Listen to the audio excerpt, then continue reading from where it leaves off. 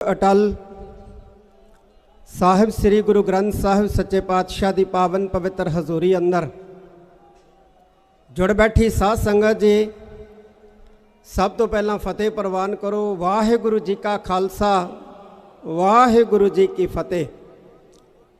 असी सारे खालसे दा मान मत्ता शान मत्ता पर्व होला महला मनाउण वास्ते श्री आनंदपुर साहब की पावन धरती के उत्ते होम हमा के पहुँचे हैं। समुचे गुरु खालसा पंथ नूं, समुचियां गुरु नानक नाम लेवा सिख संगतां नूं इस महान पर्व होले महल्ले दियां बहुत बहुत बहुत बहुत बधाइयां होण। मेरे तो पहला बहुत सारे बुलारे, बहुत सारियां मानमत्तियां शख्सियतां आप जी नूं संबोधन होके गईयां ने। बड़ी गिणती दे विच इस वार भी हर साल की तरह होले महल्ले दे विच हाज़रियां लवाउण वास्ते लखां की तादाद विच सिख संगतां पहुंचियां ने। पर इस वार इस होले महल्ले दे दिहाड़े दे उत्ते वापरियां होईयां दो घटनावां ने मन नूं बड़ा विचलित कीता है। एक मणीकरण के स्थान के उत्ते हिमाचल प्रदेश दे विच वापरी घटना ते दूसरी परसों रात कुछ हुल्लड़बाजां वालों एक नौजवान लड़के का कतल। इन्हां दो घटनावां ने सानू सोचण लई मजबूर कर दिता है कि असी किधर जा रहे हैं, सानू जाना किधर चाहिए। मानयोग बाबा हरनाम सिंह जी इस मंच तो आप जी नूं कह के गए ने बहुत वड्डी गल कि होले महल्ले के दिहाड़े के उत्ते धन गुरु गोबिंद सिंह महाराज पंज प्यारे साहिबान धन गुरु गोबिंद सिंह पातशाह जी के लाडले सिंह ते दुलारे पुत्र जिहड़े ने वो खालसे नूं दर्शन देण वास्ते आउंदे आ और असी सारे दर्शन करन वास्ते आउणे आ। लेकिन जिस ढंग दे नाल असी आउणे आ, जिस ढंग दे नाल आके असी इत्थे वर्त वर्ताओ करदे आ, कि असी आस रख सकते हैं कि धन गुरु गोबिंद सिंह महाराज सानू दर्शन देणगे, धन गुरु गोबिंद सिंह पातशाह दे साहिबजादे सानू दर्शन देणगे। इस बारे साध संगत जी सानू सोचना पएगा। ना सरकारां ने सानू रोकना, ना किसी होर ने सानू रोकना है। ये सानू खुद सोचना पएगा कि असी केसगढ़ साहब की पावन धरती के उत्ते होले महल्ले दे विच हाज़रियां लवाउण वास्ते चले हाँ ते साडे जाण दा ते साडे आउण दा जिहड़ा ढंग है वो की है ते की होना चाहिए है। निहंग सिंह शहीदी देगां जिहड़ियां वो तैयार करदे आ। एक गल चेते रखना, निहंगा सिंघां वालों तैयार कीतियां शहीदी देगां ते सड़कां ते सुखे दियां जिहड़ियां मिलदियां टिक्कियां ते पकौड़े उन्हां दे विच जमीन आसमान दा अंतर है। इस पासे भी सानू बड़ा ध्यान देने की लोड़ है और ये चीज़ां जिहड़ियां ने हुल्लड़बाजां नूं उत्साहित करदियां ने।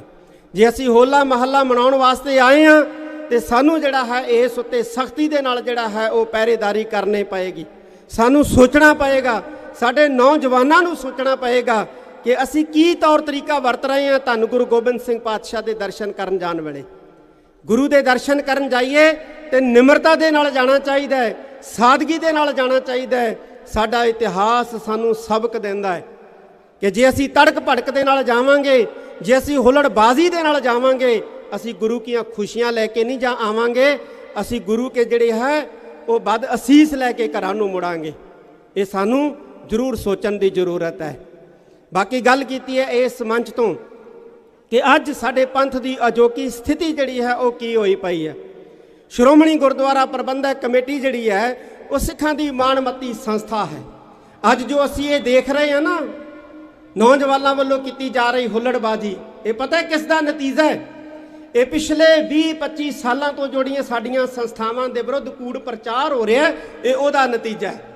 जिन्हां लोकां ने साडियां संस्थावां दे खिलाफ कूड़ प्रचार किया, ये उस कूड़ प्रचार का नतीजा है कि साडे जिहड़े नौजवान हैं अज दिशाहीन हो गए आ। साध संगत जी, उन्होंने नौजवानों को कोई सेध नहीं दी है संस्थावां के खिलाफ कूड़ प्रचार करने वालियां ने।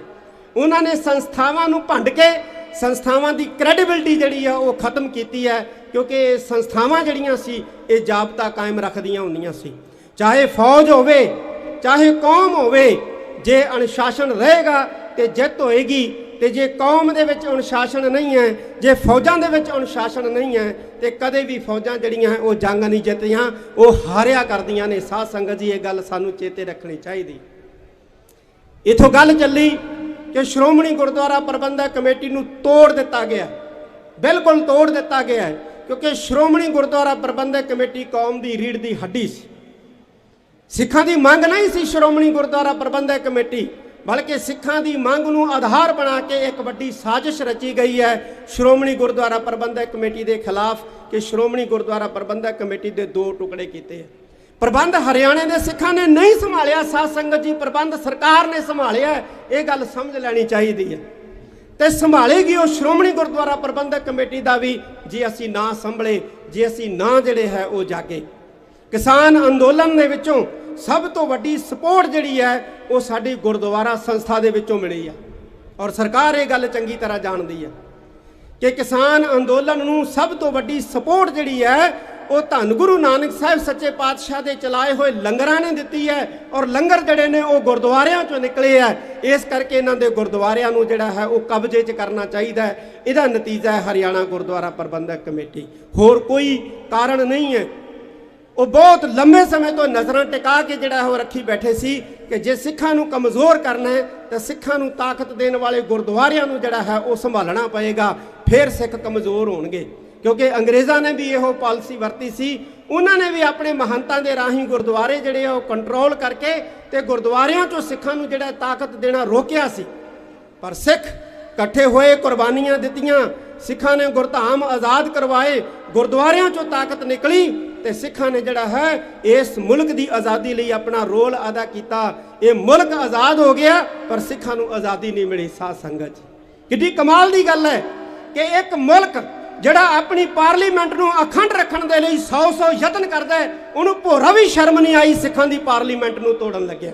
ਕਿੱਡੀ ਕਮਾਲ ਦੀ ਗੱਲ ਹੈ। ਆਪਣੀ ਪਾਰਲੀਮੈਂਟ ਨੂੰ ਉਹ ਅਖੰਡ ਰੱਖਣ ਵਾਸਤੇ ਉਹ ਲੋਕਾਂ ਦੀ ਬਲੀ ਲੈਣੀ ਵੀ ਜਾਣਦਾ ਸਿਸਟਮ, ਲੋਕਾਂ ਨੂੰ ਮਾਰਨਾ ਵੀ ਜਾਣਦਾ ਹੈ ਕਿ ਕਿਸੇ ਕੀਮਤ ਦੇ ਉੱਤੇ ਅਸੀਂ ਭਾਰਤੀ ਪਾਰਲੀਮੈਂਟ ਨੂੰ ਅਖੰਡ ਜਿਹੜਾ ਹੈ ਉਹ ਰੱਖਣਾ ਹੀ ਰੱਖਣਾ ਹੈ। ਰੱਖੋ ਅਖੰਡ, ਸਾਨੂੰ ਕੋਈ ਮਤਲਬ ਨਹੀਂ ਹੈ, ਲੇਕਿਨ ਸਾਡੀ ਪਾਰਲੀਮੈਂਟ ਨੂੰ ਜਿਹੜਾ ਹੈ ਉਹ ਦੋ ਟੁਕੜਿਆਂ ਦੇ ਵਿੱਚ ਕਰ ਦਿੱਤਾ ਹੈ। ਤੇ ਜੇ ਸਿੱਖਾਂ ਦੀ ਪਾਰਲੀਮੈਂਟ ਨੂੰ ਦੋ ਟੁਕੜਿਆਂ ਦੇ ਵਿੱਚ ਕੀਤਾ ਹੈ ਤੇ ਅਕਾਲ ਪੁਰਖ ਉਸ ਪਾਰਲੀਮੈਂਟ ਨੂੰ ਵੀ ਕਈ ਟੁਕੜਿਆਂ 'ਚ ਕਰੂਗਾ। ਇਹ ਖਾਲਸੇ ਦੀ ਬਦਦੁਆ ਲੱਗੂਗੀ। ਬੋਲੇ ਸੋ ਨਿਹਾਲ। ਇਹ ਸਾਡੀ ਸ਼ਕਤੀ ਦਾ ਸਰੋਤ ਹੈ ਸਿੱਖ ਪਾਰਲੀਮੈਂਟ, ਸ਼੍ਰੋਮਣੀ ਗੁਰਦੁਆਰਾ ਪ੍ਰਬੰਧਕ ਕਮੇਟੀ, ਔਰ ਸਿੱਖ ਸ਼ਕਤੀ ਦੇ ਸਰੋਤ ਨੂੰ ਭੰਨਣ ਦਾ ਜਿਹੜਾ ਉਹ ਕਾਰਜ ਕੀਤਾ ਹੈ ਸੁਪਰੀਮ ਕੋਰਟ ਦੇ ਰਾਹੀਂ। 1947 ਤੋਂ ਲੈ ਕੇ ਅੱਜ ਤੱਕ ਕੋਈ ਇੱਕ ਫੈਸਲਾ ਸੁਪਰੀਮ ਕੋਰਟ ਦਾ ਕੋਈ ਦੱਸ ਦੇਵੇ ਜਿਹੜਾ ਸਿੱਖਾਂ ਦੇ ਹੱਕ 'ਚ ਆਇਆ ਹੋਵੇ। ਇਹਨਾਂ ਇੰਸਟੀਚਿਊਸ਼ਨਾਂ ਨੇ, ਜਿੰਨੇ ਵੀ ਸਰਕਾਰ ਦੇ ਇੰਸਟੀਚਿਊਸ਼ਨ ਹੈ, ਇਹ ਕਦੇ ਵੀ ਸਿੱਖਾਂ ਦੇ ਹੱਕ 'ਚ ਨਹੀਂ ਖੜੇ। ਸਾਧ ਸੰਗਤ ਜੀ, ਇਹ ਸਾਨੂੰ ਸੋਚਣਾ ਪਏਗਾ। ਸੋਸ਼ਲ ਮੀਡੀਆ ਦੇ ਉੱਤੇ ਸਾਡੀਆਂ ਸੰਸਥਾਵਾਂ ਦੇ ਖਿਲਾਫ ਸਿਰਜਿਆ ਨੈਰੇਟਿਵ ਜਿਹੜਾ ਹੈ ਇਹ ਸਾਨੂੰ ਬਰਬਾਦੀ ਵੱਲ ਲਿਜਾ ਰਿਹਾ ਹੈ। ਮਤ ਸਮਝੋ ਕਿ ਸਿੱਖ ਨੌਜਵਾਨ ਹੈ ਜਿਹੜੇ ਸੰਸਥਾਵਾਂ ਦੇ ਖਿਲਾਫ ਕੂੜ ਪ੍ਰਚਾਰ ਕਰ ਰਹੇ ਹੈ। ਬਹੁਤ ਸਾਰੀਆਂ ਫੇਕ ਆਈਡੀਆਂ ਜਿਹੜੀਆਂ ਉਹ ਏਜੰਸੀਆਂ ਦੀਆਂ ਬਣਾਈਆਂ ਹੋਈਆਂ ਸਿੱਖਾਂ ਦੇ ਨਾਵਾਂ ਦੇ ਉੱਤੇ, ਜਿਹੜੀਆਂ ਨੈਰੇਟਿਵ ਸਿਰਜਦੀਆਂ ਨੇ ਸਿੱਖਾਂ ਦੀਆਂ ਸੰਸਥਾਵਾਂ ਦੇ ਖਿਲਾਫ। ਸਾਨੂੰ ਇਸ ਪੱਖੋਂ ਵੀ ਸੁਚੇਤ ਤੇ ਸਾਵਧਾਨ ਬਹੁਤ ਹੋਣਾ ਪਏਗਾ। ਬਾਬਾ ਜੀ ਨੇ ਗੱਲ ਕੀਤੀ ਹੈ ਕਿ ਸ਼੍ਰੋਮਣੀ ਅਕਾਲੀ ਦਲ ਨੂੰ ਸੰਘਰਸ਼ ਕਰਨਾ ਪਏਗਾ। ਮੈਂ ਇੱਕ ਗੱਲ ਕਹਿ ਦਿਆਂ ਕਿ ਸ਼੍ਰੋਮਣੀ ਅਕਾਲੀ ਦਲ ਮਜ਼ਦੂਰਾਂ ਤੇ ਕਿਸਾਨਾਂ ਦੀ ਪਾਰਟੀ ਸੀ, ਔਰ ਸ਼੍ਰੋਮਣੀ ਅਕਾਲੀ ਦਲ ਨੂੰ ਮਜ਼ਦੂਰਾਂ ਤੇ ਕਿਸਾਨਾਂ ਦੀ ਪਾਰਟੀ ਬਣਾਉਣਾ ਪਏਗਾ। ਇਹ ਸਰਮਾਏਦਾਰਾਂ ਦੀ ਪਾਰਟੀ ਨਹੀਂ ਸੀ, ਇਹ ਕਿਸਾਨਾਂ ਤੇ ਮਜ਼ਦੂਰਾਂ ਦੀ ਪਾਰਟੀ ਸੀ। ਔਰ ਜਿੰਨਾ ਚਿਰ ਸ਼੍ਰੋਮਣੀ ਅਕਾਲੀ ਦਲ ਕਿਸਾਨਾਂ ਮਜ਼ਦੂਰਾਂ ਦੀ ਪਾਰਟੀ ਨਹੀਂ ਬਣਦਾ, ਉਹਨਾਂ ਚਿਰ ਇਹ ਸੰਘਰਸ਼ ਨਹੀਂ ਕਰੇਗਾ, ਔਰ ਜਿੰਨਾ ਚਿਰ ਇਹ ਸੰਘਰਸ਼ ਨਹੀਂ ਕਰੇਗਾ ਉਹਨਾਂ ਚਿਰ ਜਿੱਤ ਪ੍ਰਾਪਤ ਨਹੀਂ ਹੋਏਗੀ। ਸਾਧ ਸੰਗਤ ਜੀ, ਇਹ ਵੀ ਸਾਨੂੰ ਸੋਚ ਲੈਣਾ ਚਾਹੀਦਾ। ਸੋ ਬਹੁਤ ਵੱਡੇ ਪੱਧਰ ਤੇ ਆਪ ਸਭ ਸੰਗਤਾਂ ਹੋਲੇ ਮਹੱਲੇ ਦੇ ਮੌਕੇ ਦੇ ਉੱਤੇ ਹਾਜ਼ਰੀਆਂ ਭਰਨ ਵਾਸਤੇ ਆਏ ਹੋ। ਮੈਂ ਆਪ ਜੀ ਨੂੰ ਫੇਰ ਇਸ ਹੋਲੇ ਮਹੱਲੇ ਦੀਆਂ ਬਹੁਤ ਬਹੁਤ ਬਹੁਤ ਬਹੁਤ ਵਧਾਈਆਂ ਦਿੰਦਾ। ਔਰ ਮਾਨਯੋਗ ਸਿੰਘ ਸਾਹਿਬ ਗਿਆਨੀ ਰਘਬੀਰ ਸਿੰਘ ਜੀ ਜਥੇਦਾਰ ਤਖਤ ਸ੍ਰੀ ਕੇਸਗੜ੍ਹ ਸਾਹਿਬ, ਇੱਥੋਂ ਦੀ ਮੈਨੇਜਮੈਂਟ ਜਿਨ੍ਹਾਂ ਨੇ ਬਹੁਤ ਵਧੀਆ ਇੰਤਜ਼ਾਮ ਕੀਤੇ ਨੇ, ਮੈਂ ਇਹਨਾਂ ਦਾ ਵੀ ਬਹੁਤ ਬਹੁਤ ਬਹੁਤ ਬਹੁਤ ਧੰਨਵਾਦ ਕਰਦਾ। ਮੈਂ ਇੱਕ ਵਾਰੀ ਫੇਰ ਆਖਾਂਗਾ ਕਿ ਆਓ ਸ੍ਰੀ ਅਕਾਲ ਤਖਤ ਸਾਹਿਬ ਦੀ ਸਰਪ੍ਰਸਤੀ ਦੇ ਵਿੱਚ ਅਸੀਂ ਇਕੱਠੇ ਹੋਈਏ, ਔਰ ਜਿਹੜਾ ਸਾਡੇ ਖਿਲਾਫ ਇੱਕ ਨੈਰੇਟਿਵ ਸਿਰਜਿਆ ਜਾ ਰਿਹਾ ਹੈ ਇਹਨੂੰ ਅਸੀਂ ਰੋਕਣ ਦਾ, ਤੋੜਨ ਦਾ ਜਿਹੜਾ ਯਤਨ ਕਰੀਏ, ਤਾਂ ਹੀ ਸਾਨੂੰ ਜਿਹੜੀ ਆ ਉਹ ਕਾਮਯਾਬੀ ਮਿਲੇਗੀ। ਬਹੁਤ ਬਹੁਤ ਧੰਨਵਾਦ। ਵਾਹਿਗੁਰੂ ਜੀ ਕਾ ਖਾਲਸਾ, ਵਾਹਿਗੁਰੂ ਜੀ ਕੀ